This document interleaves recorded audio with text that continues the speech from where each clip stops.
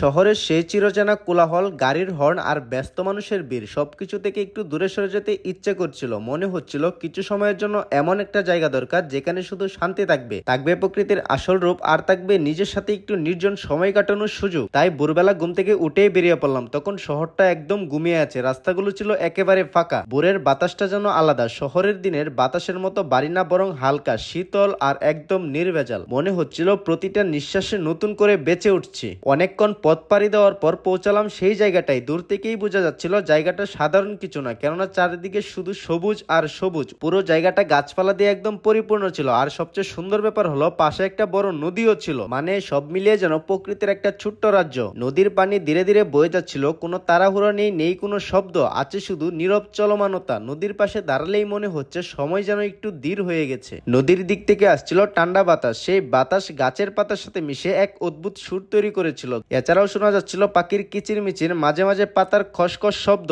এগুলো ছাড়া আর কোনো শব্দ নেই। এই নিস্তব্ধ পরিবেশে আমি অনেকক্ষণ বসেছিলাম। মনে হচ্ছিল এতদিনের সব ক্লান্তি যেন এই জায়গায় এসে একটু হালকা হয়ে যাচ্ছে। তারপর ধীরে ধীরে চারপাশটা ঘুরে দেখতে লাগলাম, আর শৈশবটাকে একটু ফিরে পাওয়ার জন্য গাছের ডালপালায় উঠে ছোটবেলার মতো দুষ্টামি করছিলাম। কখনো গাছের উপর উঠে বসেছিলাম, কখনো গাছের মধ্যে শুয়েছিলাম, আবার কখনো গাছের মধ্যে ঝুলে পড়েছিলাম। এই আনন্দের মাঝে হঠাৎ আমার চোখে পড়লো একটা আম গাছ। গাছটা একটু আলাদা ছিল, আশেপাশের পরিবেশের মতোই শান্ত, কিন্তু তার ভেতর ছিল এক অদ্ভুত আকর্ষণ। কারণ কিছুদিন আগে ব্যাপক পরিমাণে শিলাবৃষ্টি হওয়ার কারণে বাংলাদেশে তেমন আমের দেখা পাওয়া যাচ্ছে না। তবে এই গাছটাতে অনেকগুলো আম ঝুলেছিল। আমি কিছুক্ষণ শুধু তাকিয়েছিলাম, তারপর ধীরে ধীরে কাছে গেলাম। আমগুলো দেখে মনে হচ্ছিল প্রকৃতি যেন আমাকে ছোট্ট একটা উপহার দিয়েছে। কিছুদিন আগেও আমার মনে যাচ্ছিল আম ভর্তা খাওয়ার, কিন্তু আমি আশেপাশে অনেক খোঁজাখুঁজি করার পর তেমন আম পাচ্ছিলাম না।